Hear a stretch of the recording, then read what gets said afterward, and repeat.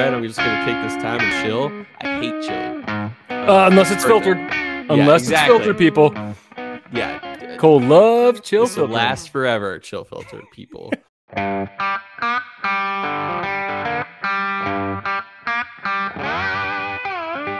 Welcome once again to Chill Filtered, the podcast where we drink whiskey so you don't have to, but you probably should. You probably are.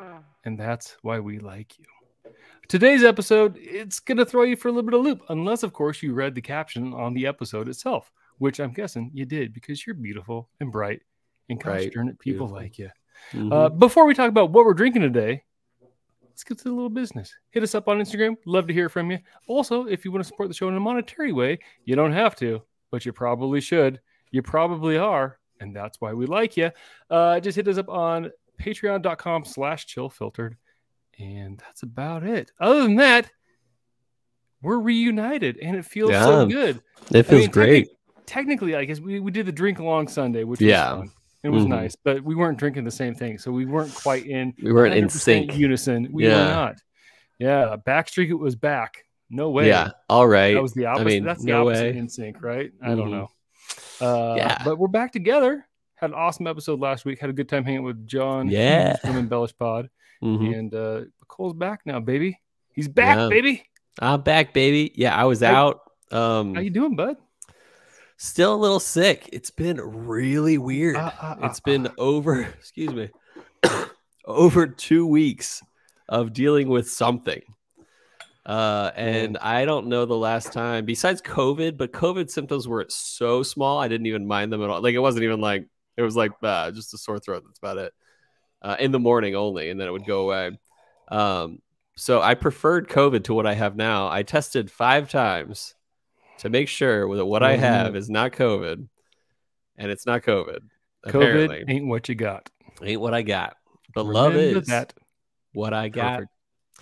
And so it's been weird. I still have a cough last night. And the worst part is the cough just shows up randomly. It's not like, and I'm not talking about like every 2 minutes. I'm talking about like at certain times of the day, it'll just be like a coughing fit. Like Heather had to sleep in a different bed last night because I was coughing so much. Rewind back to what was like end of April. That's where I was. I was like, I swore I had COVID, and it was like everyone who had COVID around me was like better off. Yeah, but could not shake the cough for like 2 months. It was awful. And so, and then the funny thing was, like, first week, we recorded 2 episodes ago during my first week of this. And I was like feeling like things were on the upswing. And then by Friday or Saturday, it got worse again. And I had like more sore throat symptoms, and then my cough got worse. And then last week, the full week, just basically stayed pretty constant. And I had a lot of like, I was blowing my nose a lot, and it just would not stop. And luckily it wasn't like runny nose, but it was a lot of like, you know, like sinusy, like stuffy nose. Do you ever do the neti pot things? I have in the past, but it just kept coming, and I wasn't like, and I just kept blowing my nose. And at work, I would blow my nose like, Cole's at work and he hits the ground running. Got a frozen Kleenex to blow his nose. The blow so hard it tickles his toes.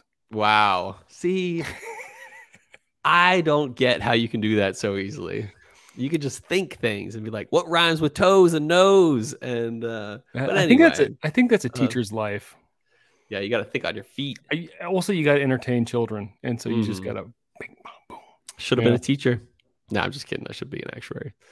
So you were perfect for actuarial. Thanks. You were perfect for teacher. Anyways, I'm like plowing through the whole time. I don't like to be sick. I don't like to snuggle up in bed and just be like, all right, I'm just going to take this time and chill. I hate chilling. Unless it's filtered. Unless it's filtered, people. Yeah. Cole loves chill filtered. Last forever, chill filtered, people. I only love chilling when it's filtered. You know what I'm saying? Speaking of which, you said it lasts forever. Now it just gave me an idea. We need apprentices. Apprentice. So like if your child years from now, if you're the biggest fan of the show, start weaning your children from their. That means you, Bryce. Samuel. and start weaning them or start feeding them the fruit of Chill Filtered, because at some point we's gonna die, and one of us is gonna have to switch out. It'll be like a Regis and Kathy Lee situation where all of a sudden it morphs into another show, and then Kelly Ripa. Kelly Ripa shows up, and she's with Michael Strahan, and then she's with currently she's with some rando. He's no, he's not random. Ryan Like, if you Seacrest? saw him, yes, yeah, he's like I was gonna say like consummate show host extraordinaire, only on his pro resume. Show host. Yeah. What do you do? I host shows. Any show. Why? Oh, dang! You're a good-looking man. You must be a Patreon member of Chill Filtered. You're so dang good looking. You would think, but you know his what is it? Carson Daly, similar dude He's like in resume. A morning show, like Good Morning America. Oh, is he now? Okay, so yeah. Now that I'm on Summer Robbie, I know these things now because it's just in the garage when I'm that's the ultimate, like what you do when you've hosted a few things. You then graduate to Good Morning America. And then you graduate to Canceled, like Matt Lauer, and then or no, he was the Today Show. But Carson Daly, if you actually look at him, he makes me feel good about myself now. He does this thing where he like puts his lip off to the side all the time, and I don't think he means to, but it's just something I've noticed. It's like Tom Cruise when you notice that his one tooth is like centered in his face. It's like you can't unsee it. Yeah. And it's like Carson Daly. You'll just notice his lip is like twitching to the side, basically. Huh. But he's a good looking man and worked up that resume. Here's the thing. He used to he was kind of like TRL, a good looking guy, and I would like to say I'm in better shape than him right now, and I feel good about myself. Now, our bank accounts, on the other hand, are not in the same shape. Yeah. So there's that. Speaking of bank accounts, today, or more likely tomorrow, I'll probably be getting the Audi. So that's the good news. Finally, after many months. Flexing on your actuarial bank account. No, more so. Are you an actuary? Did you see my car? Have you seen my Audi? I should put that on my Beamer. But yeah, so I'm really excited about that. And it's been so long. I ask people if they've seen my Audi, and they're like, "Oh, can I see your Audi?" I'm like, "Nope, it's an innie." No, that was beautiful. Yeah, I knew a guy who met his wife. For YouTube, you can see the bottom half of my chest. Yeah, so or the top half, or the mid half, because bottom half of chest, top half of tummy. Yeah, there you go. The midsection. Either way, you're not leaving saying, "Ooh, Robby looks yummy." There's some more does for you. Well, no. I think you leave a mystery behind. It's like, wow, what else is there down there? Modest like is that hottest. Audi or that innie rather. What do you say, modest? Modest is hottest. Yeah, that's true. Did you say that the other day? I've said it before. It's. I think Heather said it the other day. I heard it really recently. We have a largely LDS community here in Idaho, and and I work in a middle school, and I've heard it said, "Oh, you just did a Carson Daly, your lip." I don't think you realize when you drink from your glass like that, your lip goes up. I drink with my upper lip. What are you entry buzzing on? Wilderness Trail straight bourbon, bottled and bond. That's their weeded one. You know what I'm really good on? Okay, what's that? Go, sir. I am finally catching up to our listeners, our Patreon supporters, and I'm drinking our drink along. Nice. John J. Bowman Single Barrel, and it is 9. It's a 9 level for sure. Like, I got to be honest. Like, I drank my Bowman Brothers with you guys. I'm like, I'm like, that was Courier's fault. This is not great. Well, our good friend John Hughes, as we record, is in Nashville right now, and he kicked the Courier's rear into gear, as far as I understand. So, but no, this is a delicious bottle. It's a wonderful pour, and it makes me sad that I didn't get to enjoy it with all of our Patreon listeners. So I'm glad it's a 9+ for you. It's a classy pour and somewhat easier to find than something like Blanton's or Eagle Rare, at least in Virginia, because it's made in Virginia. I don't know about Idaho. We get the Bowman Brothers, and then we get the port. The port. Okay, the Isaac Bowman. Yeah. So what about you? But that was just this year. Not much, man. I am in a dog owners, homeowners purgatory right now. We're leaving we're recording early. It's a Tuesday. which is very early in the week for us. Mm. But on Friday morning, we're leaving to go up to cousin camp in Spokane. So my brother-in-law, Nate and Megan, and sister-in-law, Megan, have a beautiful, newly renovated house on a lake up there in Spokane. And we're going to go with the girls, getting ready to go up there with the girls. We're going to do like wakeboarding and surfing behind the wake surfing. And they got like a trampoline on the lake, and it's just a huge, beautiful house. Once again, Robbie's taking advantage of his millionaire brother-in-laws.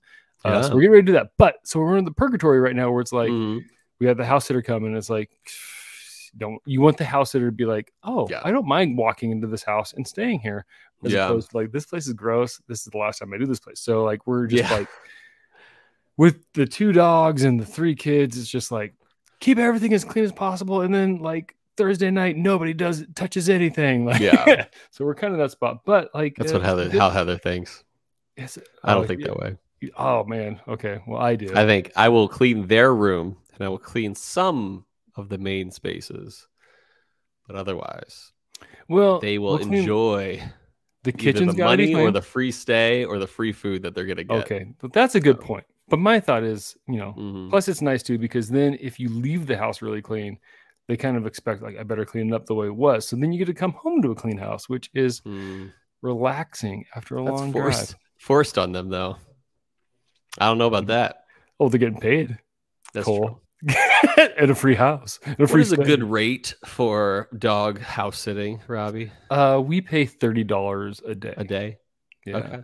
For like a teenager?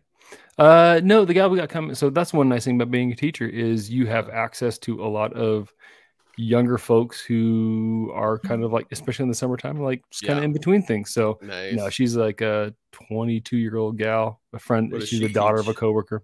She is not a teacher right now. She teaches lacrosse. She's a lacrosse coach.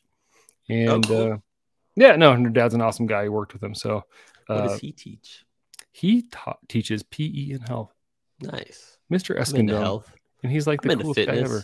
Well, fitness, health, whiskey in my mouth. No, so we're like get the house cleaned up before the trip purgatory. But one thing I was thinking, Cole, so like, oh man, like it's kind of felt rushed today getting ready to record. And I know you and I have had this conversation before where it's like, what do you want to leave as kind of like a legacy or a memory to your children?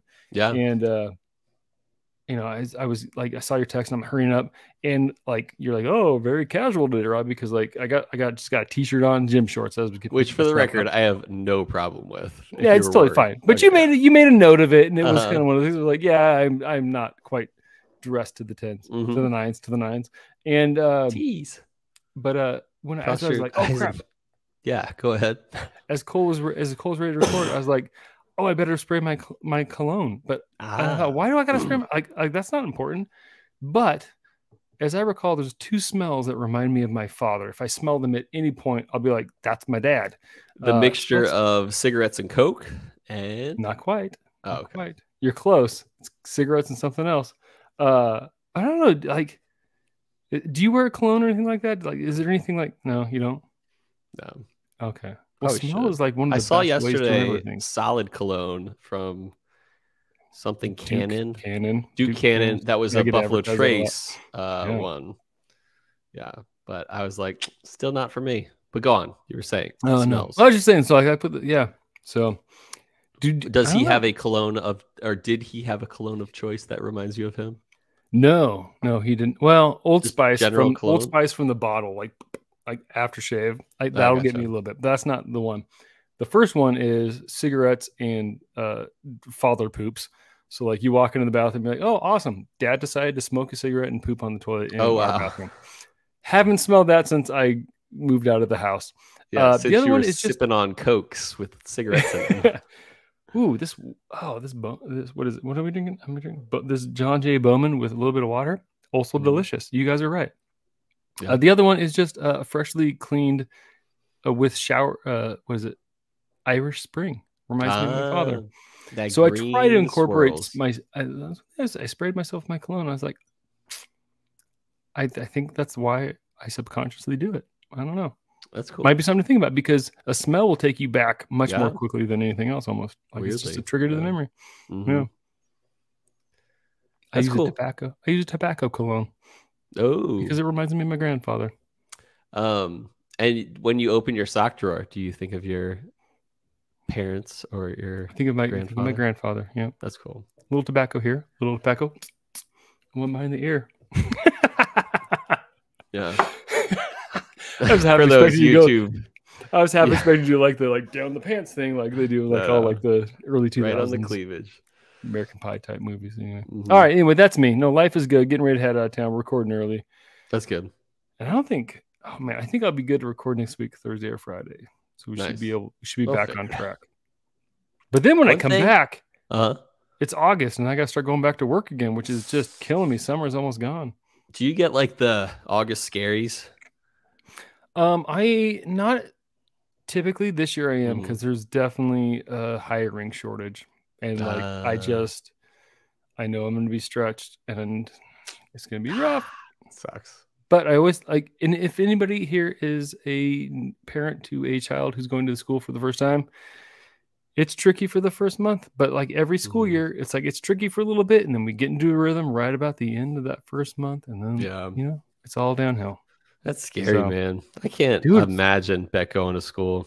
The twins, but she goes to daycare, so that's a little bit easier. It's like the twins did not really go to daycare a ton. They did like a little bit of preschool, but they're going to kindergarten next year. And we went and played at their school today. Like we rode our bikes over there and played. And I got a little emotional. Mars like, why are you getting emotional? I'm like, well, like when you went to school, like I knew we were gonna have other kids. Like I thought we would, and then it was hard, and then we did. I'm like, these are my last kids that are ever gonna like. I'm past this phase in my life where I have kids that are in daycare. Like it's coming up. It's crazy. Wait. Oh. So they're going into kindergarten this year? Yes. Oh my goodness. Yeah. When does that start? Oh gosh, I think it's like September or August 20th or something like that. I feel like my heart's hurting. Dude, time flies. Yeah. And then like, before you know it, Beck's going to be there too. Old. Yeah.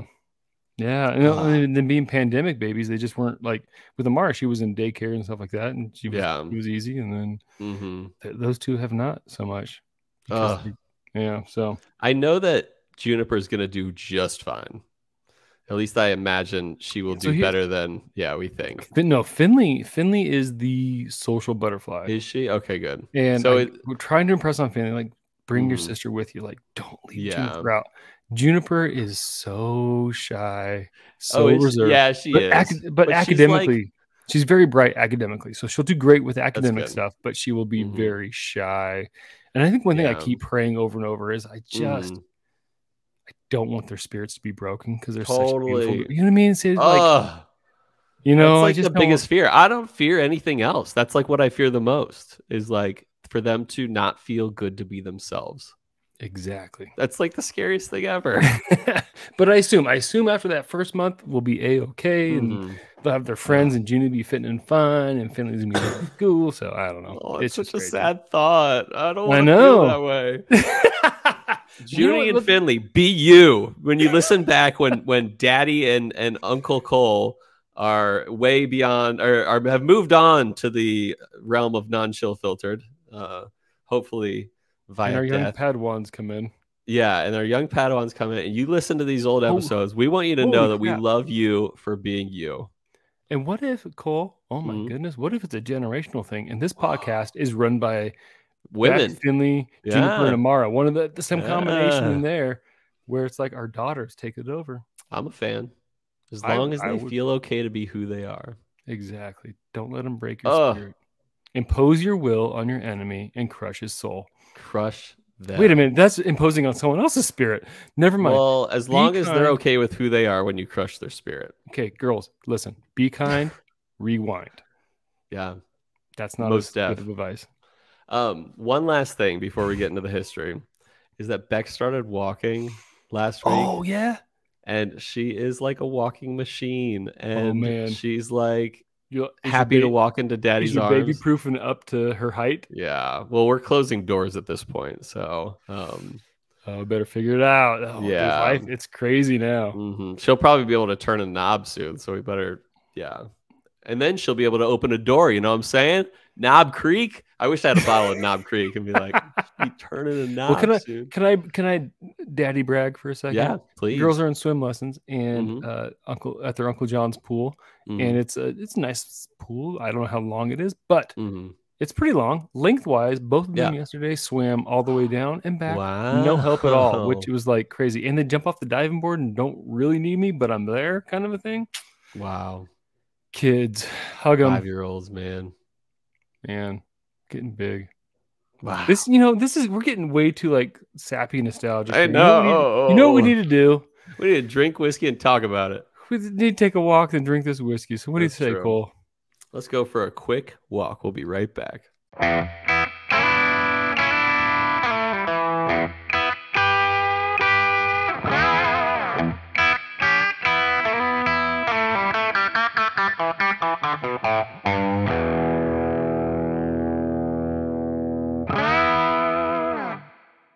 And we're back. Chill Filtered. We're drinking Larceny Barrel Proof B521. That's 121 proof on the dot. Before I get into anything, I wanted to get to a quick note. A huge shout out to the Baller Supreme. Give me a moment for John Hughes for stepping in for me last week on short notice. Very short. And being just a great friend, great guest, great podcast host himself. Oh, man. We love John, and we appreciate you hopping in last week. And we're hoping to do an episode with all three of us very soon. So we're excited for that. Time out. Butterscotchy. Yeah. For sure. Yeah. I get that creamy note you guys are talking about. I think that was Sean. But this is delish. Maybe it was Ben with the butterscotch note, but anyway.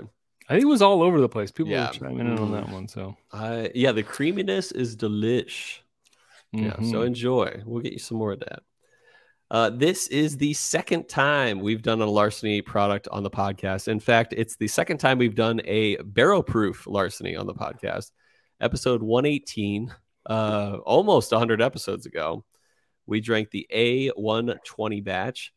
And I'm pretty sure that was the inaugural batch of the barrel proof, at least. So let's recap why they call it Larceny. First of all, let's talk a little bit about John E. Fitzgerald. We've talked about it before, but I want to touch a few different notes. There are definitely legends of John E. Fitzgerald. So many legends that you'll find at least 3 brands, maybe 4, at least 4 named after him or in allusion to him.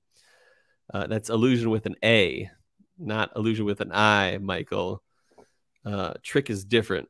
So Old Fitzgerald's one of them. That was Arrested Development. Yeah, okay. Yeah. I got it. That one I got. I don't normally get your Arrested Development. Nice. I got that one, yeah.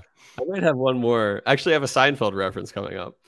But yeah, there's Old Fitzgerald, there's John E. Fitzgerald Special Reserve, very Special Reserve, and there is ones that are alluding to him, Blade and Bow, and what we're drinking today, Larceny.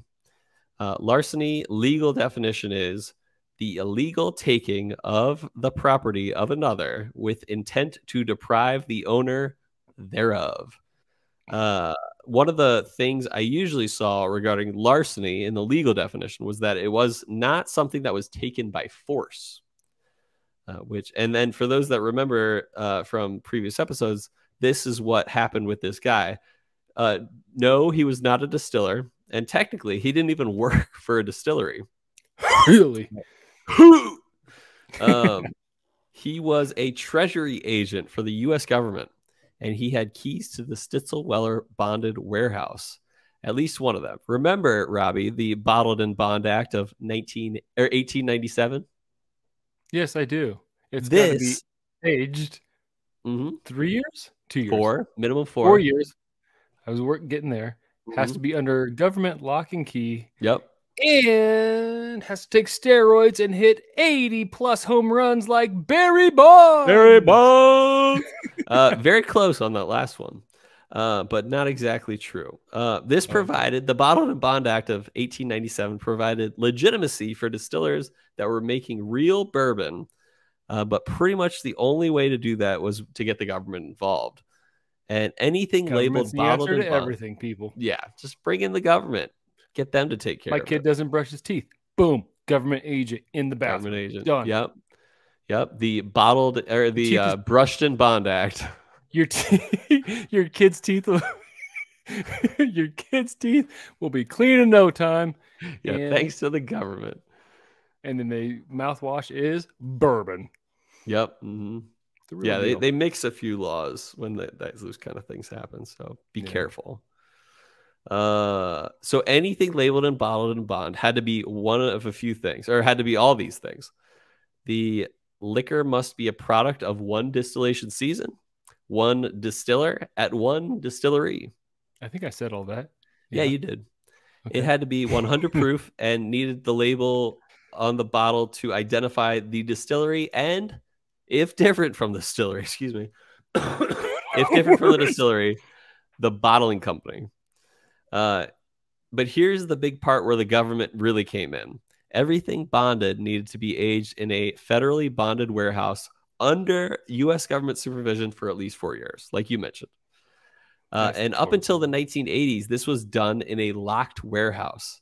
Who had the keys? Only the government. And I was reading an article by Chuck Cowdery, and it was titled "Who Was John E. Fitzgerald?" Chuck Cowdery is like one of the best historians in the bourbon. Yeah, he makes great cheese and meat boards. Yeah, Cowdery boards. Yeah, how you pronounce it? Okay. Yeah, Cowdery boards.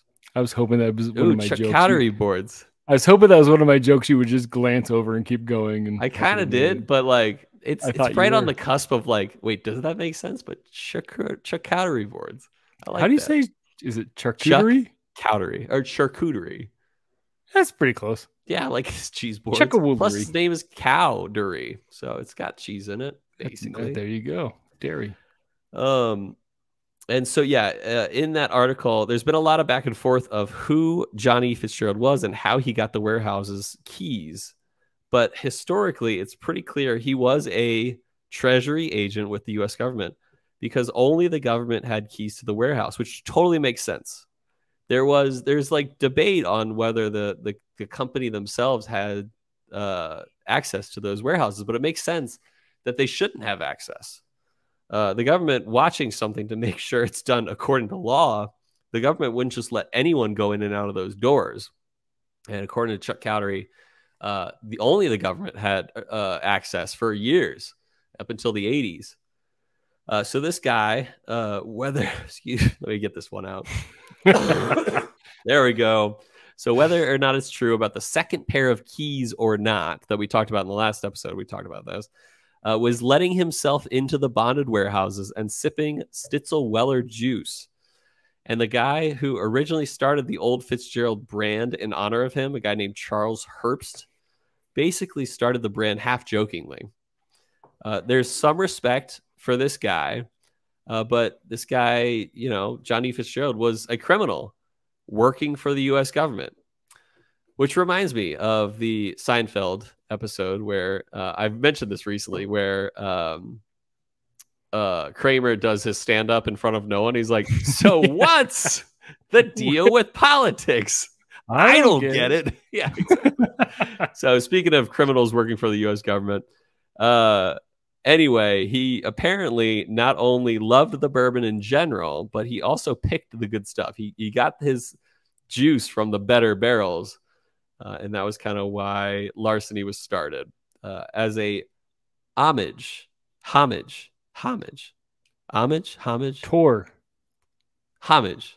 tour to Fitzgerald. You know how I remember homage as opposed to homage? Isn't it an homage? No, I think it's homage, or it's homage. Yeah, I think it's homage. You look it up, but how I remember that is Tragic Kingdom by No Doubt, where she says they pay homage to a king. Homage. And anyway, what's an homage? It's probably like a what do you call it? In the desert, where you like see something that that is like not exactly real. You know what I'm talking about? I'm trying to look it up. What is the word I'm looking for, though? It's like sounds like homage. So it looks like you can say homage. I saw I believe it's pronounced homage. But you keep talking. I'm gonna No, look this but what's up. the word I'm looking for? What you see in a desert when it's like super hot, you see Jeez. oh crap. Everyone's screaming at their phones Yeah, right now. John and Bryce and Miles. Yeah. Oh gosh. You keep talking. I'll come back to it. Dang it. Oh, I hate that I don't know that. Anyway, so what we're drinking today, Larceny Barrel Proof, B521. So we're drinking the second bottling of 2021 that was bottled in May. How do I know that so easily? Because A represents the first bottling of the year. B, in this case, represents the second bottling of the year. The second number, the 5, represents the month it was bottled in, which was May. And then the last two are the year. So this was the second bottling of the year. Bottled in Mirage. Come on. Homage, Mirage. Yeah, they sound similar. Yeah, no, I got you. And the funny thing is, like, even knowing it rhymed, and I bragged about my rhyming skills earlier, you complimented me on my rhyming skills. I could not come up with it. And it was killing me. Thank goodness. And then you think of the Mirage in Vegas. Anyway. Chill Filtered Meetup. I still think we should do Wisconsin. I think Wisconsin does sound. Dude, and you've never been to Wisconsin. I'd love to be in Wisconsin. Dude, let's go in like some portion of the summer where it's really bad mosquitoes. That's my but still amazing. So anyway, made by Heaven Hill Distillery. I hear that a good amount of their stuff is now made at their Bernheim distillery in downtown Louisville, but their main distillery, their original at least, is in Bardstown. 121 proof and not 121 point something. It's just 121, meaning it is 60.5% alcohol, aged 6 to 8 years. The mash bill is 68% corn, 20% wheat, and 12% malted barley. The retail price is $50, but good luck finding it at that because it's a year old now and you can't really find any of that stuff anymore. So that's what I got. His story. Or her story, if you're into that, which I'm into. Well, he was a guy, so it's history. True. Oh, wait, let me do that again. Yeah, just you didn't just for the ceremony of it. There's a cork pop. Hello. Oh, hello. Noise and toy. Right. I realized now that COVID's like we're at a point where we just live with it, right? Yeah. I need to buy crap ton more Glencairns because I had one friend, well, a couple of friends and their baby, my goddaughter over, and then my friend Chris over this weekend, and I was like, I've got so many whiskeys that I haven't shared with anybody for a little while now. I ran out of Glencairns pretty dang fast. I have 20 plus Glencairns at home, yeah, and that's just the stemmed ones. I have like. That sounds oodles of everything. Like what I'm drinking today. Oodles. It's been a while for an oodle sighting. I have the professional glasses from Whiskey Master. What is it? That's a pretty bulbous glass hole. Is that the bulbous glass hole? That's the bulbous glass hole. No, the bulbous glass hole is the Waterford snifters. But here's another thing, Robbie. I have had this bottle for a year and I haven't sipped it yet because I've been waiting to sip it with you. Are you making me feel bad? No. Because I feel a little bad. Because sometimes you drink your whiskey. No, you're allowed to do that. Plus, I have plenty of other bottles to drink while I wait. Oh, now you're bragging. Yeah, which makes me feel bad. Yeah. You've made me feel bad several times. No. Just trying to tear you down. So let me give it the old spin J. Matt job, the swirly poo. Making it dizzy. Oh, we got to use that more. Shout out to Dramhound and the cutest little Dramhoundy girl. Dram pup. Oh my goodness. What a good use. All right. Dramhound, shout out to your little Dram pup. Hug your daddy because someday you're going to be in kindergarten. Oh my goodness. So off the top, it's a slightly appley, like Mott's apple juice. But I also get a really good nutty kind of note to it, little peanutty, little mixed nuts kind of a note. I don't know. I think it might be the bulbous glass hole, but I am getting a lot of vapors on this. It's 120 it's pretty vapory. You were talking for a while there, like the jerk you are, making me Mm-hmm. feel bad, and I Yeah. was sniffing and pulling all the vapors out. A little bit of white grapes, a little bit of oak. Oh man, Oak is I'm at there. least getting notes, but I'm coughing a lot. Yeah, no, I see the oak. Mm. I'm not quite. I mean, maybe I could get there on the power Orange peel. suggestion for Mm. the orange peel. There's a little bit of that, like not necessarily orange peel for me, but more like there's a spiciness there, like you get Mm. from a bitter, like an orange bitter. Mm. So the orangey, I can see that for sure. Mm-hmm. All right, I'm going for a sip. Oh wow, very oaky on the palate. Not in a terrible way. I've had.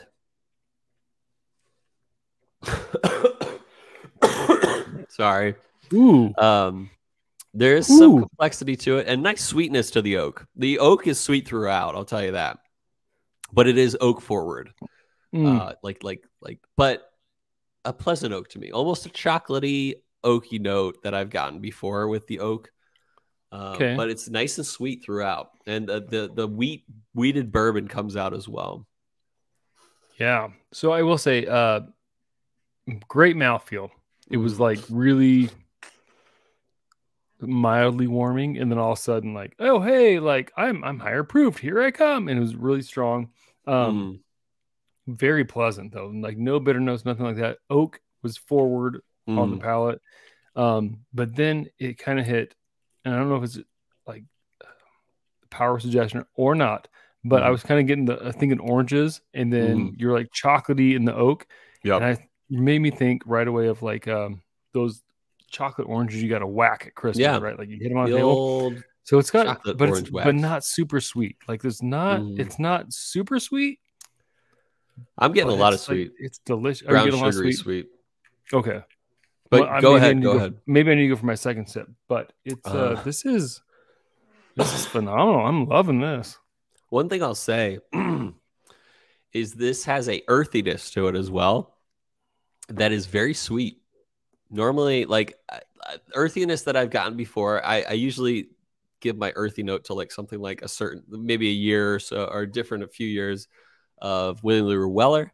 Get some earthiness. Like 2015 Weller had some earthiness. This has a very sweet earthiness. Ooh. And there's not overwhelming. Too. What's that? There's some heat to it too. Yeah. It shows up. I was wondering if it was just my cold or my. No, there's definitely some heat, and it lingers for a while. So like if you don't like a hot whiskey, I wouldn't go for this because even with my delicious entry buzz of the John J. Bowman, it's hitting me a little hard. It's nice and hot, but like in a good way. It's not like, you're not drinking Everclear here. Yeah. I forgot to give a shout out. I meant to give it a shout out this week to Andrew Loudon and his wife, Melissa. Shout out to you guys. We did a trade this past week or so. Yes, and we traded an older year of Stag Junior for a 2022 Russell's 13. And I never thought I'd get a Russell's 13 ever in my whole life. Like I was like, maybe I'll get a sample one day, but I'm certainly not going to get a bottle. And Andrew Loudon and Melissa made that a thing for me this week. So I am so grateful for that trade. True. Ballers. Oh, I can do better. Oh, get the stem. There we go. Let's see if we can do it better with the Denver and Liley glass. A little more ting to it, I guess. It had a little more. It held on a little bit longer. Ooh, great nose with some water. A little bit vapory for sure, but I think it's a vapory little more bright for sure. A little more potential. The apples are coming out a tiny bit brighter here. All right. But yeah, what are you thinking? It kind of reminds me of a mulled wine, but more of like a mulled apple cider. So it's got, it's got appley, it's got oranges, it's got kind of cinnamony, spicy thing going for it. Yeah, no, this is like Thanksgiving whiskey right here. On the palate, I prefer it with ice. I mean, with water. This is really good. It's got a lot going on. Like you said, that mold spices, like I'm getting some baking spices, nutmeg. The oak is tamed down in a really good way. The sweetness is there throughout. Chocolatey, just a tiny bit. But really bright, which I dig. And the earthiness turns into more of a oakiness and sweetness. Yeah. Ooh, still hot. It is a nice hot whiskey. So you like hot whiskeys. This is for you. Ooh, a little tingly. It's much better than what I remember the last batch I had. I will say it's bright. I don't know if I prefer it to the neat 20, but it's definitely, it's got that spice to it. It hit a point of tang where I'm not sure exactly what I was getting, but it was like, but I don't know if I like it or not, but like, I'm gonna go for one more sip on the water here. Yeah, no, I love it. I want to see how this tastes with ice. So, hey, bus driver, drop that cube. Ooh. Dang it, I missed. Oh, Good thing I got a backup. It happens to the pros. Yep. Oh, look at you. It can happen to you. I think I prefer neat. Okay, that's fine. That's fine. It definitely, water definitely brightens it up a lot. Hot. Yeah. So it is really hot. Yeah. We'll see how the ice handles it. I hope it cools it down. Weirdly, it did. Everything is a lot brighter for sure. Heat is brighter with water. And like everything was a little more robust, which I think I like neat better because to me it was like a little too much. There was a lot of flavor going on there. So I'm going to cleanse my palate with a little bit of club soda and then drop in my cube. So I forgot to nose this first. But the vapor went down a good amount in a good way. Little bit of orange peel. Yeah, a little bit of like Angostura bitters. Like you were talking about. Or no, you were talking about orange bitters, but I'm getting a little bit of Angostura bitters here. Okay, which is cool. There's definitely like I think flavor wise, just a strong, like that's what bitters do, right? They take a lot of flavor and make it a strong component of whatever you put it in. Yep. And so there's a lot of strong flavors in here. I can see going either way on bitters, but definitely like I got the orange, you got the Angostura. What goes into Angostura? Do you know? They basically say on their bottle like a lot of botanicals and like floral things. Could be anything, but it's very it's very like under lock and key. But I believe there's probably flowers in there somehow. Isn't it Wisconsin where they drink Angostura bitters straight? What? I wouldn't be surprised actually. There was somewhere, wasn't there? You guys covered it on like an early episode, or maybe I read about it. Mix it with water and stuff. Well, I don't know about maybe it's another podcast. It is like 40% alcohol, which is very doable. Oh gosh, I want to say there was another podcast maybe that I listened to where they talked about there's somewhere where people just drink shots of Angostura bitters. They come in if anywhere, it's Wisconsin. Okay. All right. I love Wisconsin. I love Wisconsin until Nebraska plays them in football. You know what they say? I love to live in Wisconsin where I can smell that dairy air. I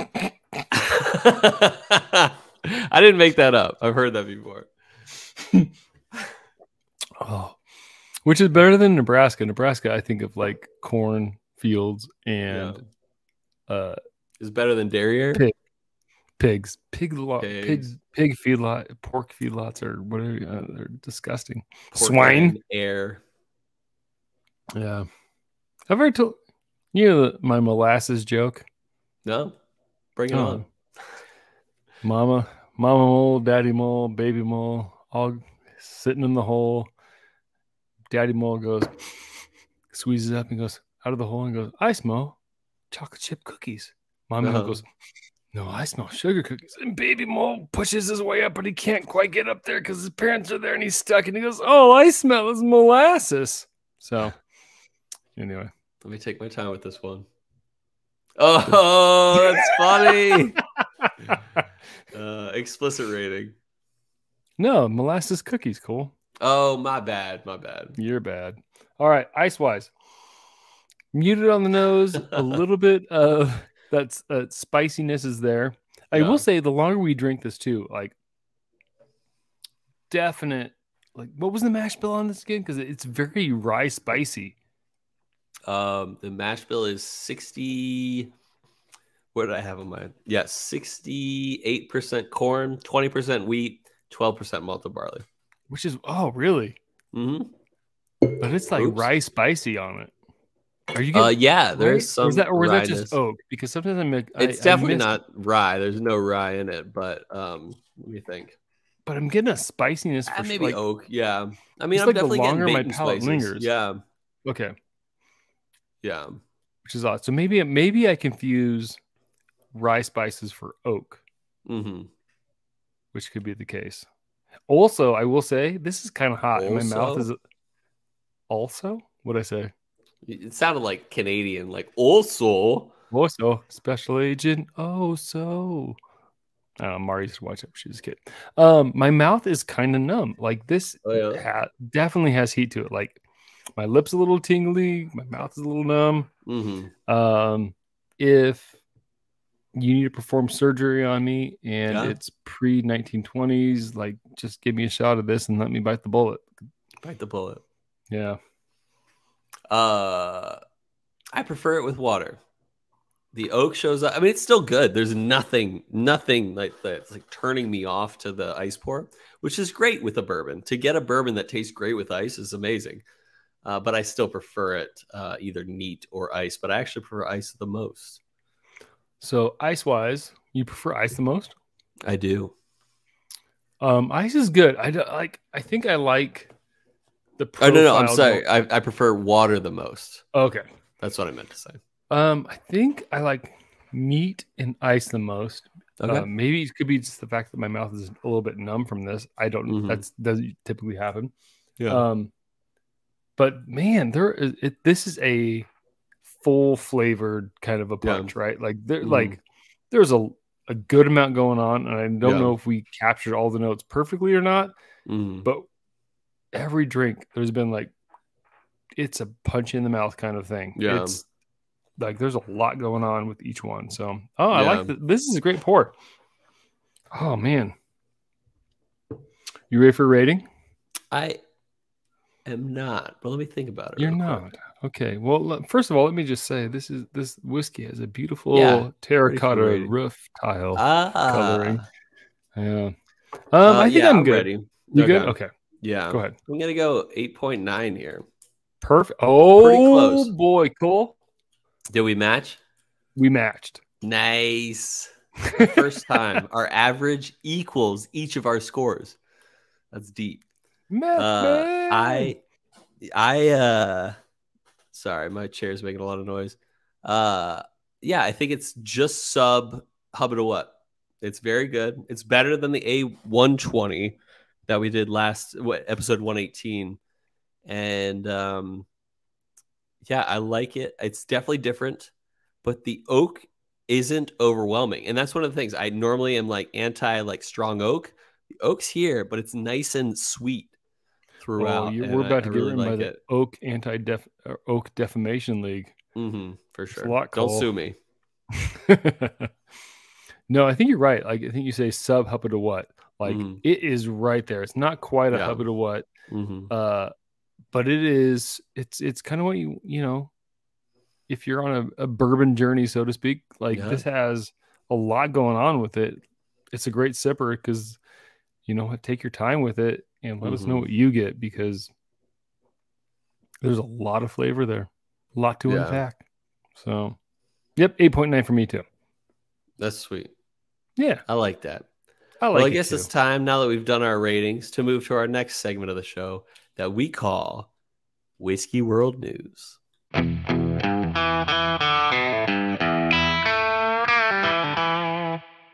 Yeah, and we're back. It's time for Whiskey World News, part of the show where we read an article, we talk about it, and we may not talk very long because we're running a little long, which tends to happen when we don't hang out. I guess, anyway, whatever. Here we go. Here's the article. It comes from WMTV Madison, the CW. and it's written by Kylie Jacobs. Big shout out to Kylie Jacobs. Kylie, you ever heard of us? But you know what, Kylie? Mm-hmm. We heard of you. Yep. Anyways, titled Wisconsin Distillery wins gold medal with single barrel rye whiskey. Prairie du Sac, Wisconsin. A single barrel rye whiskey from a Wisconsin distillery was chosen against hundreds of other spirits throughout the country to be awarded a gold medal in the 2022 American Craft Spirits Awards. Wollersheim was one of several distilleries entered in the competition, but only a few to come out with the gold.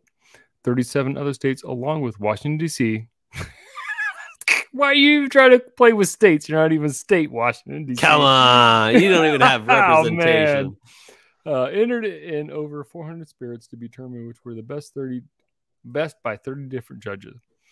Out of all the entries, 159 earned bronze, 104 were silver, and only 15 were able to covet the gold award. Wollersheim Single Barrel Rye Whiskey is something distillers felt very proud to win an award with thanks to its local roots. Their rye whiskey is distilled on-site and grain grown from local farms. Nice. Cool. Any thoughts there, buddy? I have tons of thoughts on this one. Okay. Let them rip because I don't. It is a craft spirits competition. So you have to be a small distillery to apply. A small batch. Secondly, there were 400 plus? What did it say? How many that applied? Hold on a second, buddy. 159. So you're looking about 200 total. Over 400. Never mind. 400. Yeah, over 400. So from the 400, never mind. And 15 got gold. So let's do some math here. Oh, you're the That's man. About 4% get gold, which is special. Don't get me wrong. Like to get 4%, but like we're not even the top 4% of podcasts, whiskey podcasts. No, we're top 50 in Australia.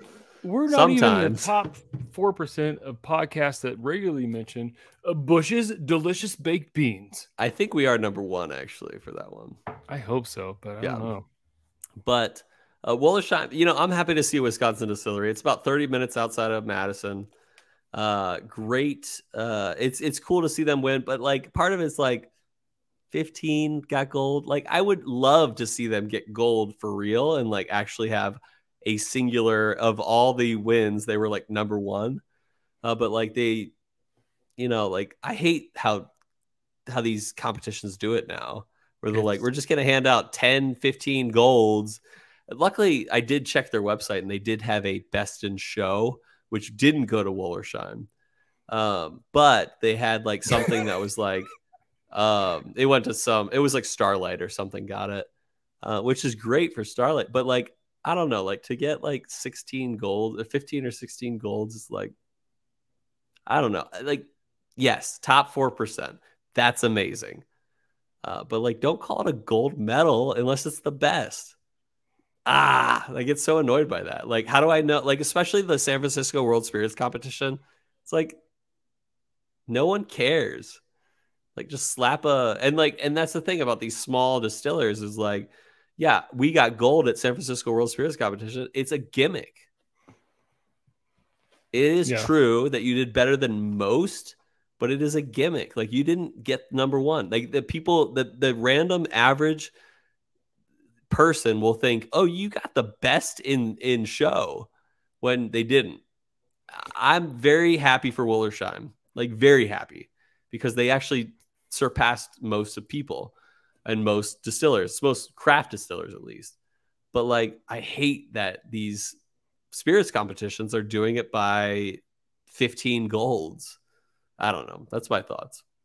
No, I gotcha. And I mentioned on the podcast before, I'm all in favor of participation trophies. Yeah, I really am. Like participate. Like, how many bronze were there? Over 150. Yeah, it's just crazy. 159. Yeah. Wow. I'm all in favor of participation trophies because you know what? If you just show up and do your job, awesome. That's kind of what we want to put you into the grind, right? Like that's the grind. Rise and grind, bro. Like just show up. Show up and do what you're supposed to do. That's minimum. And you know what? Like there's a lot of people who won't do minimum. Okay. So you apply that to any competition and great. Like to me, there should be like almost 300, participation trophies. Like, you know what? This is good enough to be here. Yeah. And then like the other ones get poo-pooed because you're like, you didn't do what we expect. These 30 judges expect. But you're right. I think like you get to that point where it's just like, does gold mean the best? No. It means towards like, the best. But this is an Olympic qualifier event. Yeah. U15 just qualified, and now let's figure it out between a panel of more scrutinizing judges. I don't know. What kills me is that like San Francisco the World Spirits Competition does gold, and then they do double gold. So it's like, what does gold even mean? Like super secret double triple gold. Yeah, super secret double. We can't talk about it though. So anyway, that's that. Cool. Moving on here, buddy. Let's move on. So last week, Mr. Hughes and myself, we talked about if you were to take over a distillery and become the master distiller of any distillery, what distillery would you choose? And Cole, I noticed you didn't chime in here. Did not. But if you were to take over as master distiller, what would you choose, Cole? I would definitely choose Bulletin. You son of a gun. Well, you obviously didn't keep up with the story because John Hughes went with Makers. I went with Dickel, but I said Dickey because that's what it autocorrected to. But I didn't. I listened to half the episode thus far, and I was like, maybe that was like an inside joke. But yeah, Dickey is what I would choose. Well, you'd be wrong because 63% chose Makers and 37% chose Dickey, which is I believe Makers actually has a great potential there. So I think if you or I or any friend I knew that showed up as the master distiller of either, I'd be a happy man because I'm like, that's pretty good company. And I don't know if it's because it was early recording this week, but we got only a couple write-ins here. But Brian Rapp went with Wilderness Trail, love their sciencey approach. Yeah, that would what I'm drinking. Those my entry buzz. I don't want to be super sciencey. Bing Cups and Matt Time Market went with Heaven Hill, and Brotaskin Eskimos, our Canadian turtle friend, with Crown Royal. They are bad and should feel bad. Wow. And he went into a DM and actually gave some really good reason why they should really turn around their whole spirits line to base on their amazing rye potential in Canada. So thank you, Broasca. I did not see the DM. Reaching out. Yeah, you should check out. I will go back and see that. They've become a real rye contender. And then he says continue in DM. So I did not check that out yet. We appreciate your answer. My bad. So that was last week. This week we're slightly over. We're we're about an hour. Yeah, well, not over in that way. We're over like year wise, annually. About half a year. Just over half a year. Yep. And talking about golds, double golds, this, that, and the other. Triple golds, quadruple golds. The real award that distilleries really need to be thinking about is their chili. The chili, right? So, we'll do our chili episode at the end of the year. I think that became a thing last year. We decided we're going to do the chilies. But Cole, at this point of the year, what whiskey has given you the grand old feeling of hubba to what? So what is your front runner at this point for the chili hubba to what? I'll be honest. It's easy for me. I looked through our last year and Seacrest 16-year rye blew it out of the water. The next closest was actually the week before, which was the Monticello 100-year bottled and bond, or 100-plus-year-old bottled and bond, which I loved. But yeah, the answer for that is for me is the Seacrest, the 16-year barrel proof Seacrest. All right, so I am with you on the Seacrest. Seacrest was in one of my tops. The one though that I have to say is I'm going with Silverback corn whiskey. Nice. It is it the best whiskey you're ever going to taste? No, probably not. No, it's not. But does it show you? Does it show you the potential of like, wow, this is a corn whiskey. A corn whiskey can be this good. A corn whiskey can taste like this. Absolutely. So that's what I'm going with. The other one is Paul John. The Paul John. Yeah, I almost went with that was a because hub and a what for sure. I had no expectation for that. I didn't know. Like India, India makes whiskey. Whatever. They make good whiskey these days. Yeah, I know. And I'm dying. What's the other one we got? Amroot Fusion. Amroot. I am dying for Amroot to finally win. So anyway. All right. So that's this week's. Speaking of what we're going to drink next week and what Robby or Cole wants to drink, did we decide? I can't remember. What are we drinking next week? Maybe we should still put it, because last week we had it between the Lagavulin 16 and the Lagavulin 11 Offerman edition. Maybe we'll put it back up this week for that. That's true. Okay, you good point. Because we did pull an audible this week. You are much more savvy than I am, Cole. Thank you so much. Super savvy. People say I'm the savviest. Yeah, I just did. Yeah, I've heard it many a time, including today. All right, man. Wow. Well, I hope you didn't get bothered by my cough too much today. And Cole, I hope that your love of spirits is as big as my love of spirits. And Robby, I hope your love of whiskey is amazing. But most of all, I hope listeners, our love of spirits.